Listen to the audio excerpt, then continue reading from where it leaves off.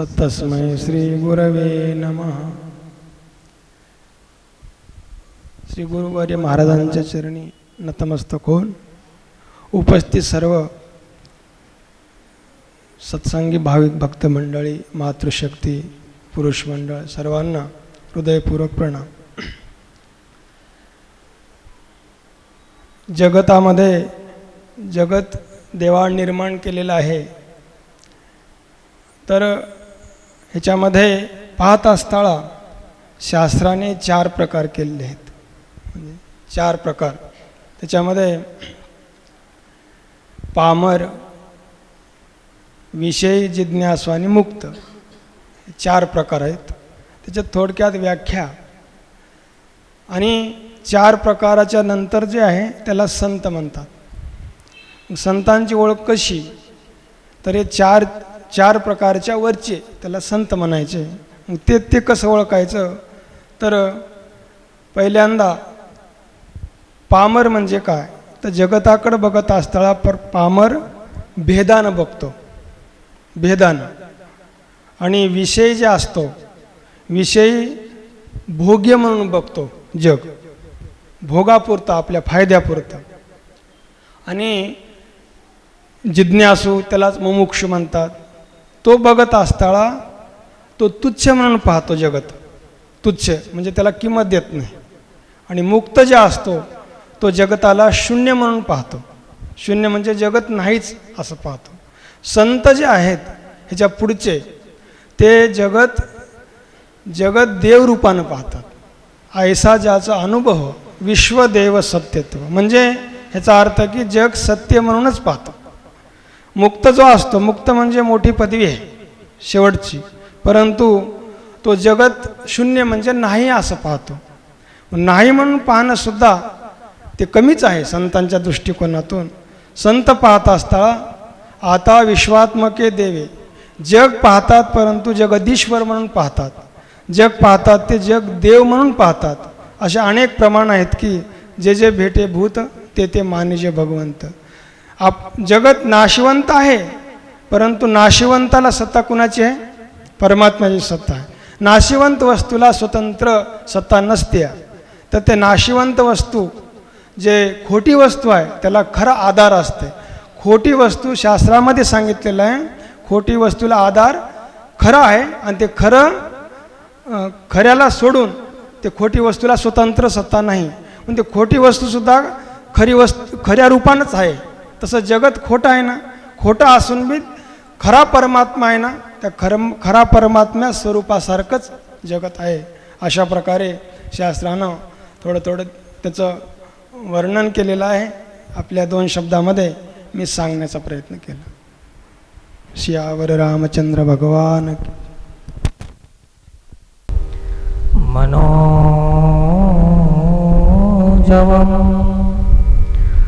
मारुततुल्यवेगम्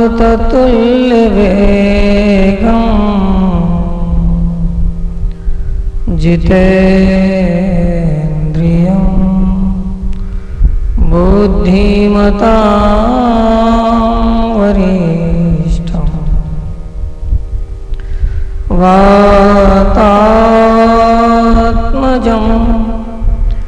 वानरयूथमुख्यं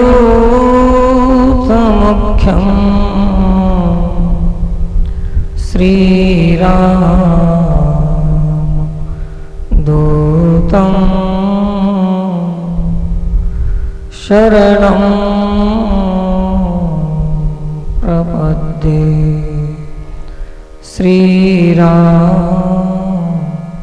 श्रीरामदूतं शरणं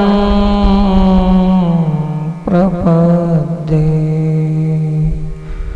बोलिए सियावर रामचंद्र भगवान की.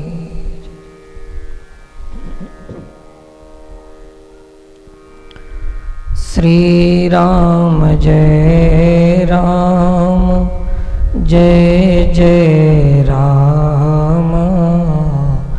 श्री राम जय राम, जय जय राम.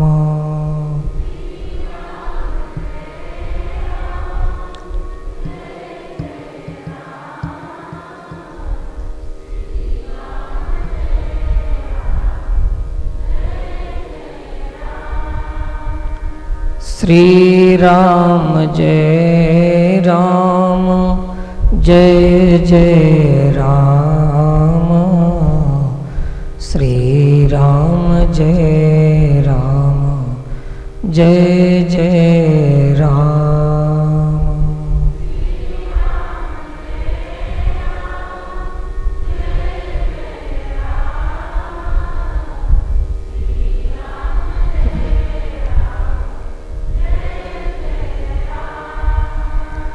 श्री राम जय राम जय जय राम, श्री राम जय राम जय जय राम।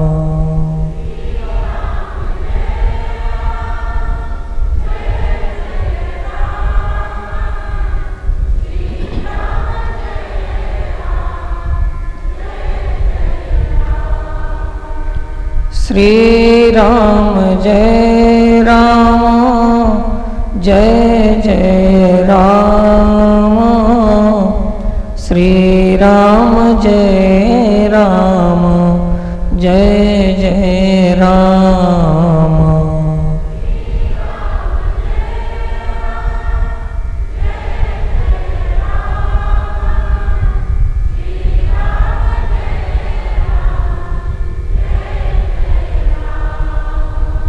श्री राम जय राम जय जय राम, श्री राम जय राम जय जय राम।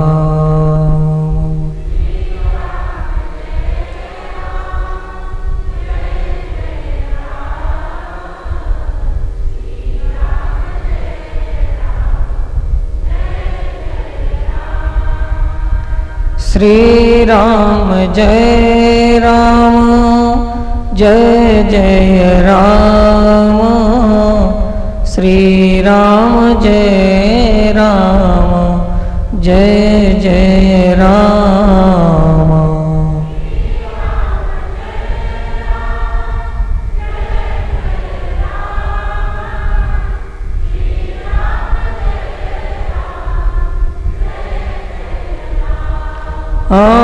श्री राम जय राम जय जय राम, श्री राम जय राम जय जय राम।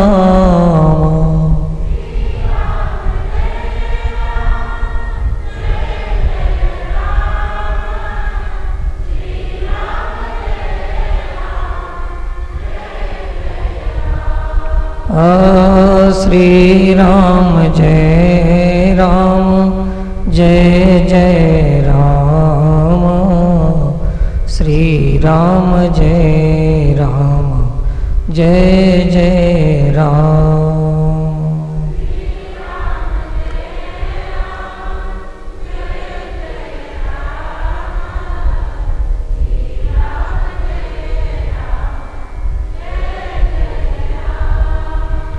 श्री राम जय राम जय जय राम।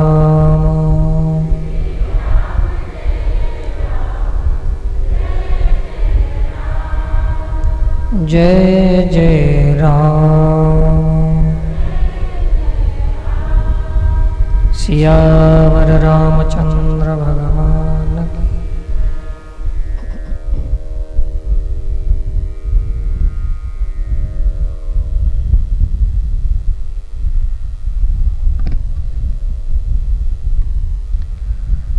श्री गुरुचं स्मरण वंदन करून पुन्हा एक बार उपस्थित समस्त भाविकांना प्रणाम आहे।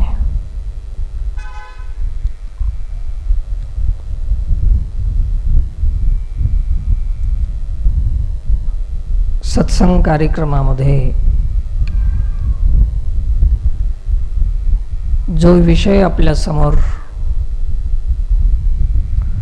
प्रस्तुत करण्यात येईल तो प्रत्येक विषय स्वतःचं अस्तित्व त्याला नाही. शास्त्रामध्ये वर्णित आहे, व्यासोच्छिष्टम जगत्त्रयम. कितीही मोठा पंडित, शहाणा, शास्त्री, पुराणिक, विद्वान, वेदांत वाचस्पती, कोणतीही उपाधी प्राप्त असलेला महात्मा तुमच्या समोर काही प्रवचन सांगत असेल तर हे सगळं व्यासाचं उष्ट आहे. स्वतःचं अस्तित्व याच्यात काहीच नाही.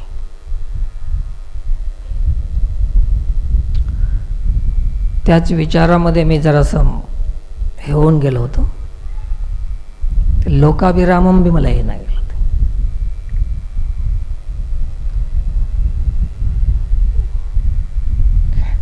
पण जीवाचा स्वभाव असा आहे की दुसऱ्याला श्रेय देत नाही आणि कोणाचंही ज्ञान त्याची चोरी करून त्याला आपला प्रभाव दाखविण्याचा प्रयत्न जीव करतो. जीवाचा स्वभाव विसरून जातो की हे आपलं नाही.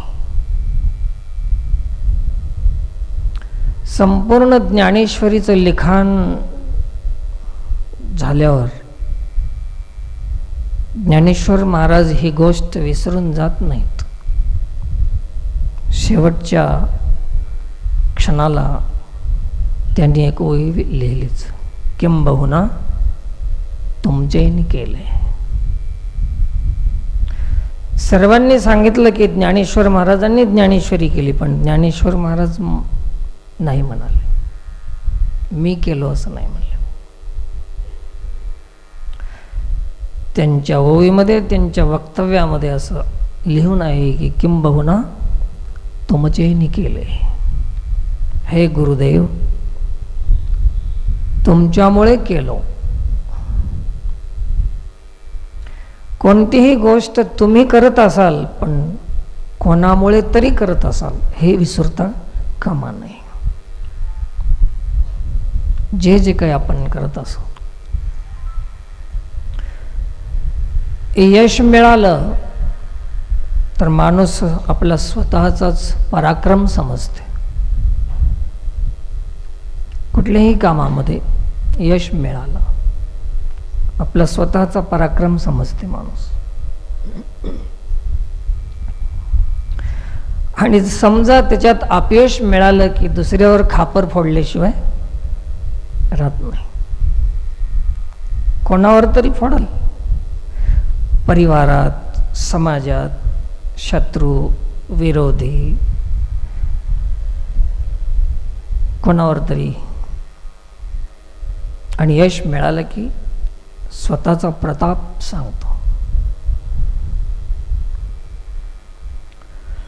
श्री हनुमानजी महाराज लंकेमध्ये जाऊन जे पराक्रम केला होता त्याने, सीता शुद्धी झाली, सीता हनुमंत संवाद झाला,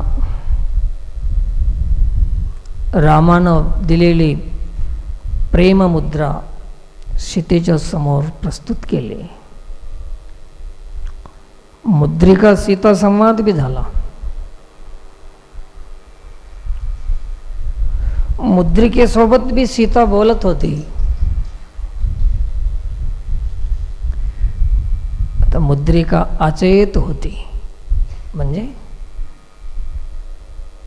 चेतना नाही ना तिच्यामध्ये, जीव नाही ना. सीतेनं असं ठरवलं की हे मुद्रिका माझ्याशी बोलत नाही. रामाबद्दल विचारते सीता की हे मुद्रिके, तू जिथून आलीस, ज्याच्यापासून आलीस ते राम कसे आहेत, बरे आहेत का? मुद्रिका बोलत नाही.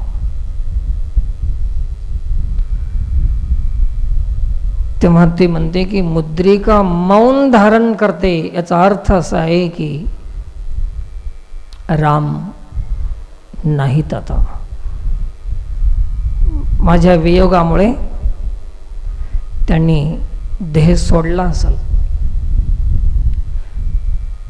अचेत मुद्रिकेसोबत बोलणारी सीता, याचा अर्थ, सरळ अर्थ असा आहे की ती पामर नाही, मुमुक्षू नाही, जिज्ञासू नाही, तर ते संत आहे. अचेतनासही बोलायला सुरुवात करते. भगवान गीतेमध्ये सांगतात की सदसच्चाहम अर्जुन, सत भी मी आहे, असत भी मी आहे. योगी लोकांचा आत्मा देव मानतात. योगी लोक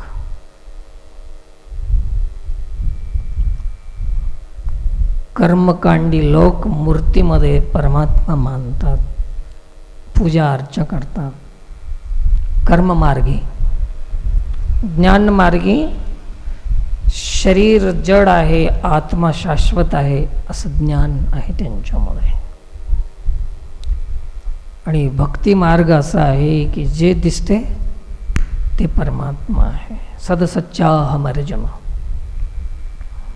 म्हणून सीता मुद्रिकेशीही संवाद साधते. त्याच्यातही परमात्म दर्शन करणारी साक्षात भक्ती स्वरूप सीता आहे. भक्ताचं लक्षण सांगालो मी तर ते तर स्वतः भक्ती आहे.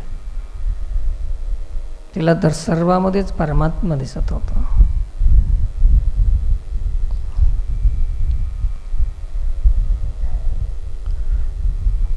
आणि मग ते सीता संवाद झाला. शेवटी व्यथाभूत झालेली सीता हे मुद्रिका माझ्याशी बोलत नाही म्हणून अति दुःखी झाली आणि काहीतरी वेगळंच विचार करायला सुरुवात केली. तेव्हा हनुमानजीला भीती वाटली की हे काही ना काही करून घेईल, तर माझी सीताशुद्धी व्यर्थ होऊन जाईल. म्हणून हनुमानजी उतरले खाली झाडावरून. भेट झाली. हनुमंत सीता संवाद झाला. कोण आहेस तू? मी रामदूत आहे. तरी विश्वास करत नाही सीता. मागच्या वेळेस पंचवटीमध्ये एक महाराज होऊन आला रावण, साधूच्या वेशामध्ये आला. कदाचित आता वानर होऊन आला असेल तर. म्हणतात ना, दूध पोळलं तर काय करतात? ताक फुकून पितात ना. तुम्ही आम्ही तर काहीच फुकायला तयार नाही. फुकलं तर दही बी फुकायचं. विश्वास कमी झाला त्याचा. आणि मग ते कशावरून तू रामदूत आहेस असं परिचय मागते, तेव्हा त्यांनी आपला परिचय दिला. आणि परिचय दिल्यानंतर रामाचं चरित्र गायलं त्याने की राम कसा आहे. हनुमानजी जाणत होते. एक सद्गुरूच आत्मस्वरूपाला जाणू शकतात. त्याचं वर्णन केलं खूप हनुमानजीनं. राम निराकार आहे, निर्गुण आहे, परमात्मा आहे, ब्रह्म आहे, साकार आहे, सगुण आहे, सर्वत्र आहे, व्यापक आहे, शाश्वत आहे, सदोदित आहे, वगैरे वगैरे अनेक प्रकारची चर्चा केली. मग सीता खात्री करते की हा नक्कीच रामदूत आहे. विश्वास झाला. कोणीही गोष्टीची जल्दी करायची नाही. कोणी बी खात्री केल्याशिवाय विश्वास करू नये. तिथून बाकीचे कामं झाले. राक्षस मारले. रावणाच्या लंकेत प्रवेश झाला. लंका जाळली. 80,000 14,000 असे 2 वेळेस त्यांचा वध झाला राक्षसांचा. रावणाची दाढी मिशी जाळली. रावणाचा अपमान झाला वगैरे वगैरे. सारं काही झालं प्रताप. पण जेव्हा हनुमानजी तिथून निघाले, आपली जे जळत असलेलं शेपूट विझवून टाकलं आणि निघाले, तेव्हा विचार करत होते, आता गेल्यानंतर मला राम विचारणार सीता कशी आहे आणि तू काय काय केलंस. राम विचारणार, नाही सांगाव तर स्वामीपासून कोणतीही गोष्ट वंचित ठेवणे अपराध आहे. सांगणं गरजेचं आहे, सांगावंच लागते. बरं, सांगाव तर मीच केलेला पराक्रम मला सांगावं लागते, हे जाणत्या माणसाचं लक्षण नाही, सभ्यता नाही. धर्मसंकट. सांगावं तर आपला मोठेपणा आपण सांगणं हे सभ्यता नाही. नाही सांगावं तर स्वामीपासून लपवून ठेवणं हे योग्य नाही. हनुमानजी जाणत होते की हे कितीही पराक्रम केला तर हे आपला नाही. मी सुरुवात कुठून केलं होतो? व्यासोच्छिष्ट. कोणीही कितीही काहीही सांगितलं, काहीही केलं तरी आपलं नाही ते. संत कृपा झाली इमारत फळाले. एक हनुमानजी जाणत होते, एक चतुर होते, आणि म्हणूनच तर तुलसीदास महाराजांनी संज्ञा दिली बुद्धिमताम वरिष्ठम. बुद्धिमान कोणाला म्हणतात? की जे करून मी केलो म्हणत नाही त्याला बुद्धिमान म्हणतात. आणि दुसऱ्यानं केलं तरी मीच केलो म्हणून सांगते त्याला मानबुद्धी म्हणतात. त्याला नवीन शब्द द्यायला तुमच्यामुळे. एक आहे बुद्धिमान, एक आहे मानबुद्धी. तर या दोन्हीपैकी आपण कोण? मला सांगू नका, तुमच्या तुम्ही विचार करा. एक मानबुद्धी, एक बुद्धिमान. बुद्धिमताम वरिष्ठम. आणि हनुमानजीकडे जे बुद्धी मागितली ते हेच बुद्धी मागितली. बलबुद्धी विद्या देहु मोही हरहु कलेश विकार. तर बुद्धिमान त्याला म्हणतात.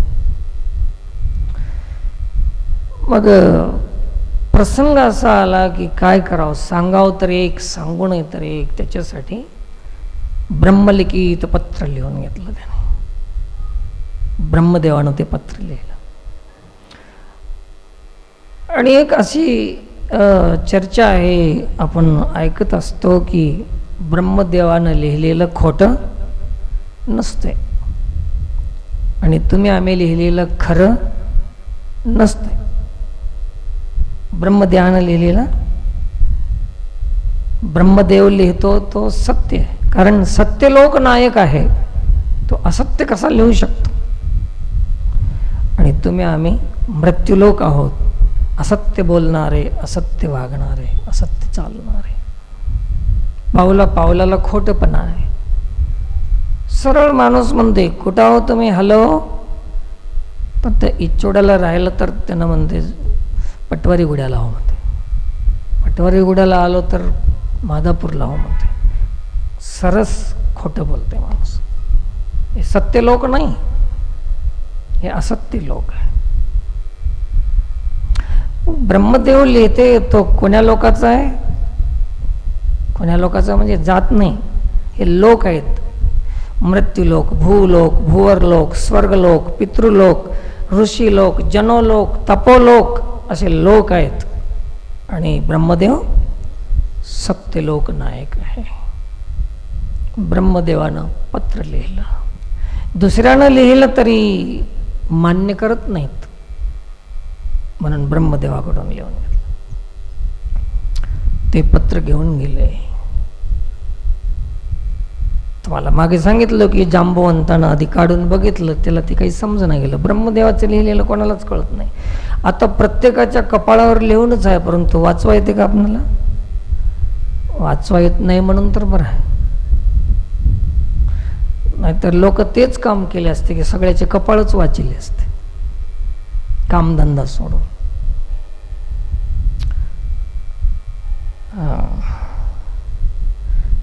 आता चर्चा झाली सध्या इथं बैठकीमध्ये की सध्या पाऊस नाही, सध्या जिकडे तिकडे तेरी चूप मेरी चूप आहे सध्या. आता एक पाऊस पडावून थोडं असे पिकं असे वरी यावं मग सुरू होते, याची बघतो त्याची बघ. आता कोणीच बघणार गेले कोणाची, फक्त आभाळाकडे बघाले, कोणी कोणाची बघायला तयार नाही. आता माझी अशुभकामना नाही आहे लवकर पडाव पाऊस, पण पाऊस पडल्या पडल्या सुरू होते, ह्यानं त्याची बघते त्याने याची बघते, बघायची सुरुवात होते. सध्या 4 दिवसात बंद आहे बघणं. असंच कायमचं जर बंद झालं तर जीवनामध्ये कल्याण होऊन जाईल. पाऊस नाही बघायचं, एकमेकाची बघायची. मग त्याला कळत नव्हतं, त्याने पत्र वाचलं आणि सांगितलं अपमान करून घेऊ नये आपण. जांबवान हुशार माणूस, म्हातारा माणूस, वयोवृद्ध माणूस, मला कळत नाही म्हणावं तर अवघड होते. म्हणून त्यांनी सांगितलं की हे आपण वाचवू नये, ब्रह्मदेवानं लिहिलेलं पत्र आहे, हे फक्त रामानंच वाचवायला पाहिजे, आपला अधिकार नाही. असं टाळलं, पत्र घेऊन निघाले, जाऊन भेट दिली, पत्र लक्ष्मणाच्या हातात दिलं.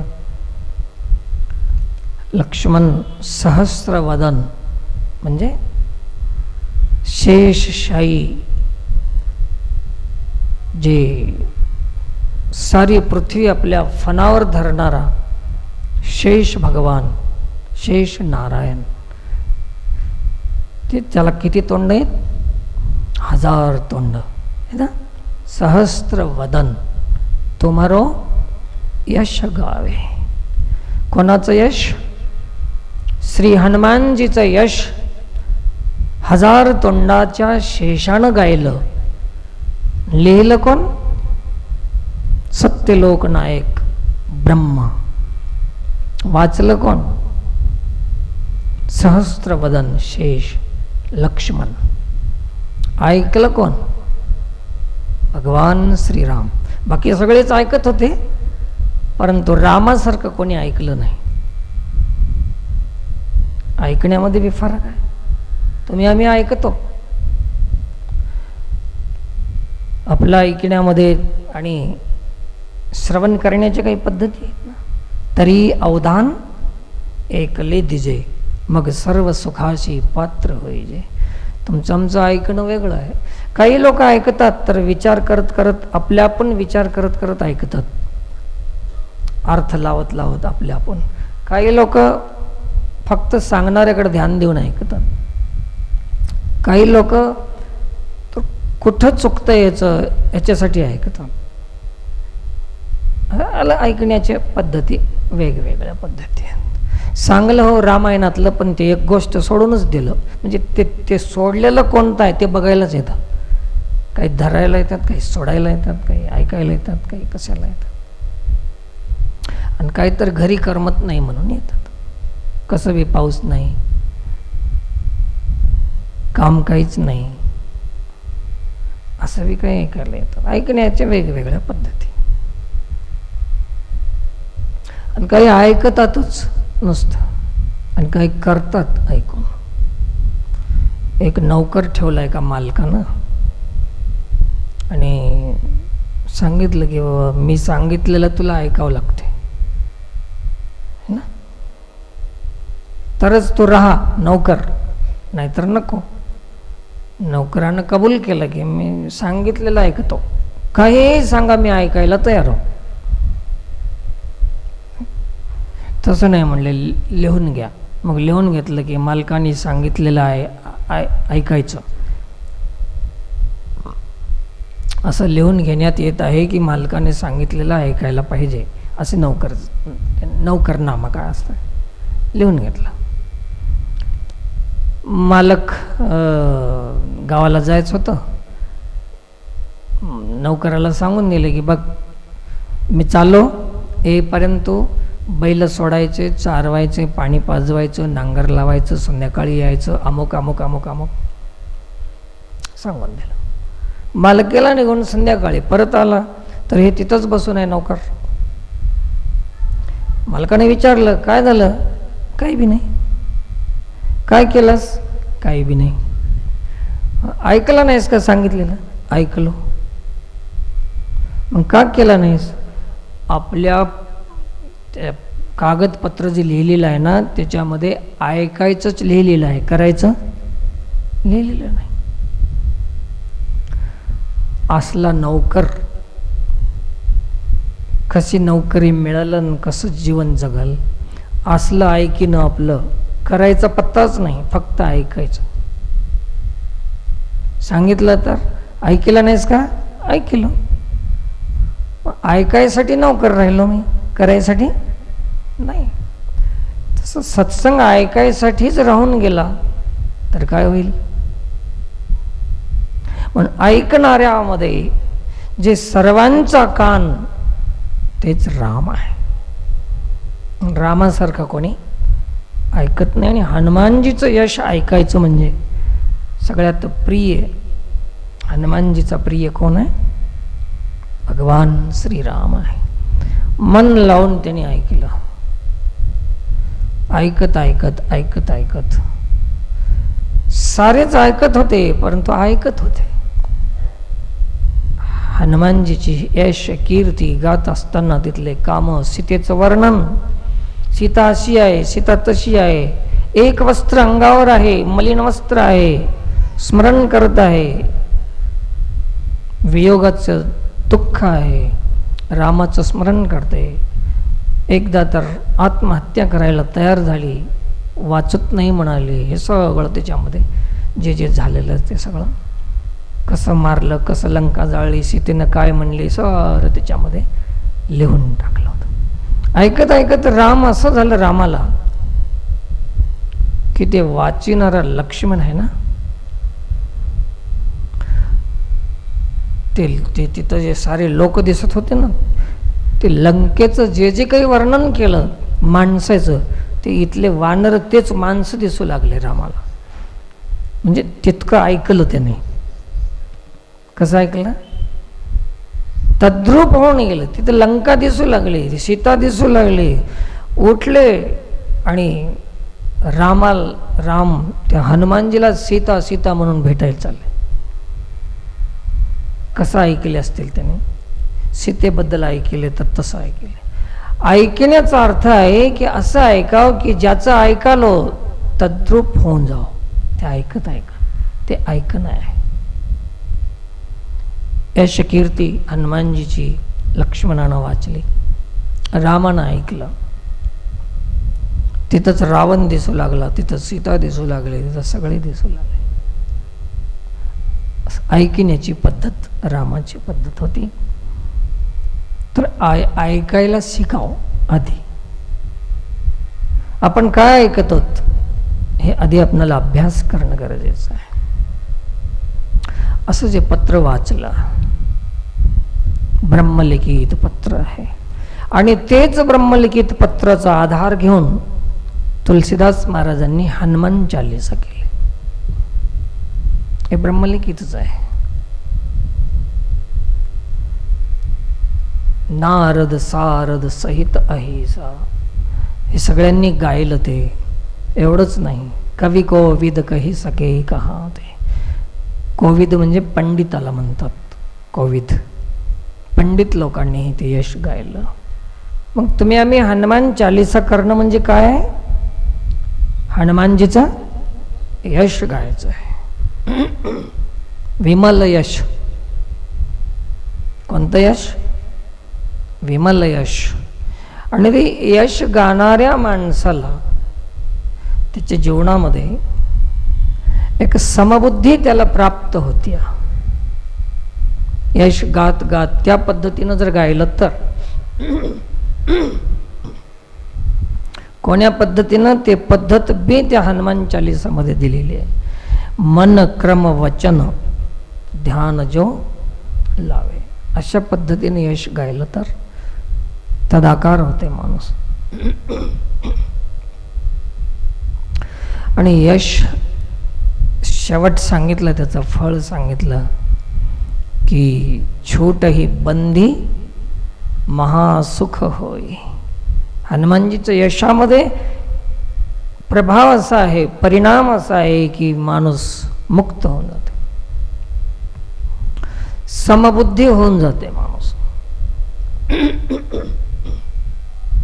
काल एक पुस्तक गीता मकरंदम वाचित असताना एक शब्द सापडला त्याच्यामध्ये की माणसाला अपयश का येते, तर जे करू नये ते करते माणूस, आणि जे करावं ते सोडून देते, त्याच्यामुळे अपयश येते. अपकीर्ती होती. अपकीर्ती कशाने होती? करू नये ते करायचं, आणि जे करायचं आहे ते करायचंच नाही. आता काल मला कोणीतरी म्हणत होतं, तुम्हाला काय महाराज लई महाग आहे बी, आम्ही पेरून बसलो, तुम्ही टेन्शन घेऊ नका म्हणाला, आणि घेतल्याशिवाय कसं जमते. असं मला माहीत नव्हतं, मला काल कळालं की टेन्शन घ्यावं लागते. आता मला सांगा, बी आणायचं, बी पेरायचं हे तुमच्याकडं होतं. कोणाकडं होतं? तुमचं काम होतं, तुम्ही केलं. आता पाऊस पाडायचं नाही पाडायचं हे काम कोणाचं होतं? तुम्ही फक्त तुमच्या कामाची काळजी घेऊ शकता, अधिकार आहे तुम्हाला, पण जे तुमच्या हातात नाही त्याची काळजी घेणं, त्याची चिंता करणं, हे भगवद्गीता सांगते की हे जीवदशा आहे आणि दुःखाचं कारण ते आहे. म्हणून याच्यामध्ये समबुद्धी केव्हा होईल, त्यासाठी हनुमानजीचं यश गात राहा. हनुमानजीचं यश गात राहा तर समबुद्धी होईल आपली. अनुकूल प्रतिकूल परिस्थिती आहे, सुख दुःख आहे, द्वंद्व आहे, असे हे दोन प्रकार संसारामध्ये आहेतच. या दोन्हीमध्ये सम राहिलं तर ते समबुद्धी आहे. आणि असं राहता आलं तुम्हाला तर सुखाचा बी तुम्हाला परिणाम होणार नाही, दुःखाचा बी. सुखाचा परिणाम आहे फुगीरपणा. सुख झालं काय वाटते, माझ्यासारखं कोणीच नाही, त्याचाही परिणाम घातकच आहे.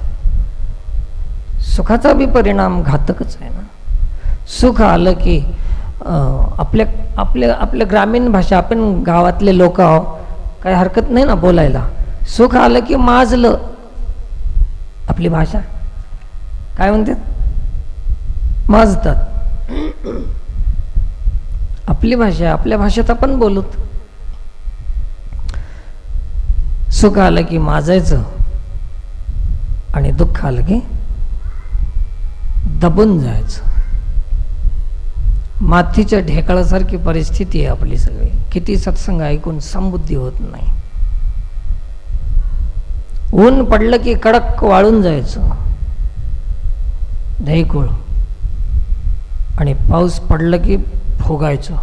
तुम्ही ढेकळावर पाणी टाकून बघा ना, असं मोठा आकार होते, जरा फुगते. सुखानं फुगायचं आणि दुःखानं दबून जायचं. हे जीवदशा आहे. आणि हनुमानजीचं यश गायल्यामुळे हे जीवदशा राहत नाही. का राहत नाही याचं कारण आहे शंकर सुवन केशरी नंदन. हे स्वतः शिव स्वरूप आहे, म्हणून त्याचं यश गायल्यावर जीवदशा राहत नाही. जीवाला शरण जाण्याचं ठिकाणच आहे शिव. शिव हे त्याचं ठिकाण आहे. शरणागता शरण्य मीच एक, त्याला शरण जाऊ. आणि प्रत्येक वेळेस त्या रामायणामध्ये हनुमानजीला सगळ्यांनी शरण गेलेलंच आहे. गुरुला शरण गेल्याशिवाय जमत नाही. गुरु हे शिव स्वरूप आहे, साक्षात परब्रह्म आहे. हनुमानजी शिव आहे म्हणून जीवदशा घालवायची जे शक्ती आहे, सामर्थ्य आहे, ते हनुमान चालिसामध्ये आहे. खरंच मन लावून गायलं तर गात जाऊ. आज हनुमान चालिसा आठवला तुम्हाला म्हणून सांगतो. आणि प्रत्येकामध्ये शिवस्वरूप झाल्यानंतर त्याला सगळ्यामध्ये तर रामच दिसणार, कारण ते भक्तिमय वातावरण होणार. जीवदशा गेली तर पामर बी राहत नाही, मुमुक्षु बी राहत नाही. एक बार पौर्णिमेचा चंद्र होता. आकाशामध्ये एका पर्वतावर सीताशुद्धीसाठी वानर इकडे तिकडे गेलेले. सीताशुद्धी झाली, परत आले. लंकेवर युद्ध लढण्यासाठी सारे वानर सैन्य घेऊन राम आले. आणि रात्र झाली होती. रात्री युद्ध करत नव्हते, ते धर्मयुद्ध करत होते. घात करायचं नाही युद्धामध्ये कोणाचा. आणि मग ते रात्रीला आराम केले, एका पर्वतावर झोपले होते. लक्ष्मणानं आपली मांडी दिली होती. सुग्रीव होते जवळ, हनुमानजी होते, सगळे गोल असे बसले होते. रामजी वर आकाशाकडे डोळे लावून राम आराम करत होते. चंद्र दिसला, चंद्रामध्ये काळा डाग दिसला. रामाने विचारायला सुरुवात केली. बिभीषणाला,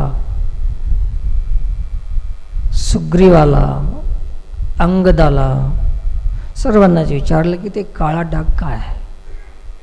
चंद्रामध्ये दिसतो ना.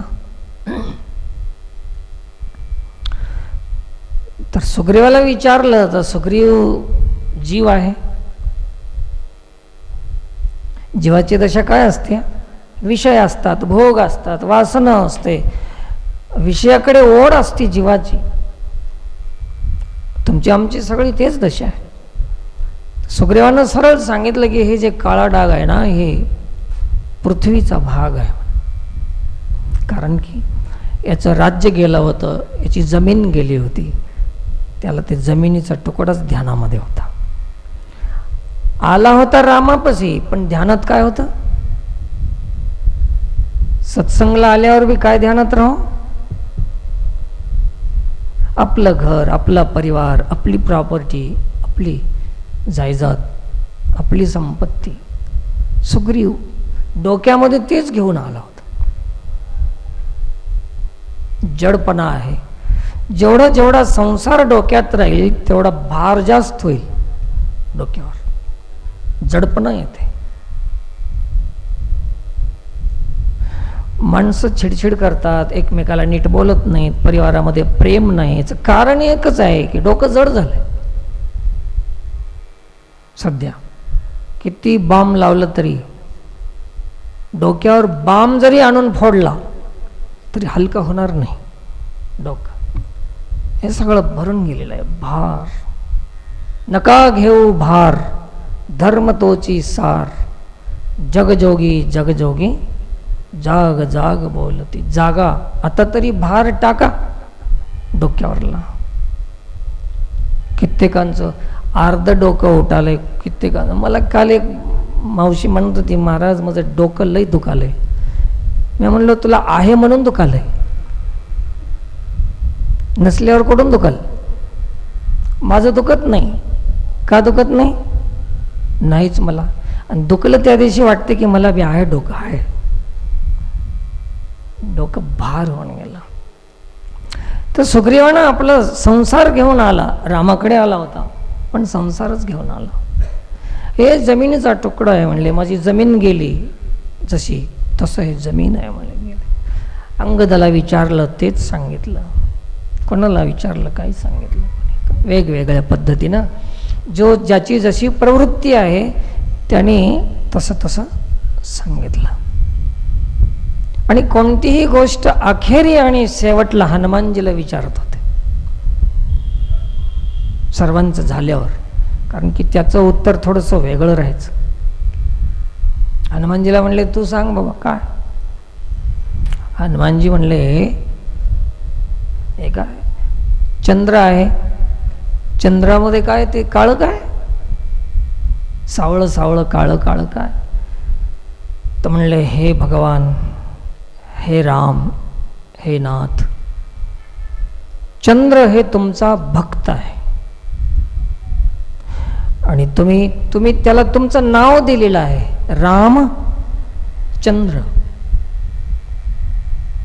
हे तुमची भक्ती करून करून करून तुमचं ध्यान धरून धरून धरून ध्यानी ध्याता पंढरी राया मनासहित पालटे काया चिंतने चिंतने तद्रूपता. तुमचं ध्यान हृदयामध्ये ध्यान धरून धरून धरून त्याच्या हृदयामध्ये तुमचं प्रतिबिंब उमटलेलं आहे. सावळी मूर्ती आहे परमात्माची आणि ते सावळी मूर्ती त्याच्या हृदयामध्ये प्रगट झालेली आहे. तर ते तुम्हीच आहात. चंद्राच्या हृदयात जे काळं आहे ते काय, ते तुम्हीच आहात. सगळ्याचं उत्तर एकीकडं आणि एकच उत्तर एकीकडं. कारण ज्याच्या दृष्टीमध्ये रामाशिवाय काहीच नाही, हे मुक्त दशा आहे, हे भक्तीची दशा आहे, शुद्ध अंतकरणाची दशा आहे, पवित्र अंतकरणाची दशा आहे. वेगळं वेगळं दिसतंय तर आपलं अजून अशुद्ध अंतकरण आहे, मलिन अंतकरण आहे. याच्यात रामाचं प्रतिबिंब कसं बिंबित होईल. तुम्हाला मला काय दिसतंय, पालवीचं बी भूत दिसायला सुरू होते आहे की नाही. वेगळं वेगळं दिसायला सुरुवात. आमची तुमची दृष्टी लचकलेली आहे, अज्ञान आहे, जीवदशा आहे. तर हे तुम्हीच आहात. रामांनी सगळ्याचं उत्तर एकीकडं आणि हनुमानजीचं उत्तर एकीकडं, की हे सगळं राममय, सिया राममय सब जग जाणे, करहु प्रणाम जोर जुग पाणे. अशी दृष्टी झाली. हनुमानजीच्या डोक्यावर भार नाही आता, कारण की त्यांनी सार डोक्यामध्ये घेतलेलं आहे ना. तशाचं यश गायलं तर आपणाला अपयश कसं मिळालं. असं हनुमानजी यश गाणं आहे, हनुमान चालीसा आहे. विमल यश जो दायक फलचारी. कोणते चार फल, धर्मार्थ काम मोक्ष. छूट ही बंदी म्हणजेच मोक्ष आहे, हेच मोक्षता. आणि म्हणून आपण सर्वांनी हनुमान चालिसाचं पाठ आपण याच्यासाठी करतो, सत्संगमध्ये आपल्या घरी नित्यपाठ जे करत राहतो ना, याच्यासाठी करायचं आहे की भार कमी हो आणि जीवदशा आपली जाओ. शिवस्वरूप आहे हनुमानजी, त्याचं चिंतन करावं. और देवता चित्तन धरई, हनुमतसे सर्व सुख करई. असे हनुमत तत्व आहे. रामायणाचं जे काही मुख्य पात्र आहे ते केवळ श्री हनुमंत आहे, हनुमान. तर असे हे हनुमत शक्तीचं जागरण आपण करीत राहू बार बार. आणि आपण समबुद्धी होण्याचा प्रयत्न करीत राहू. तुमचं काम तुम्ही करा, जे तुमचं काम नाही ते तुम्ही त्याच्यात पडूच नका, नादालाच लागू नका. चालते का? थोडासा निश्चय करून जा आज सत्संगमध्ये की जे आमचं काम नाही त्याच्यात पडायचंच नाही. आता पाऊस पडत नाही तर काय करणार. एक काम करा, मग टेन्शन घेऊ नये तर काय करावं महाराज.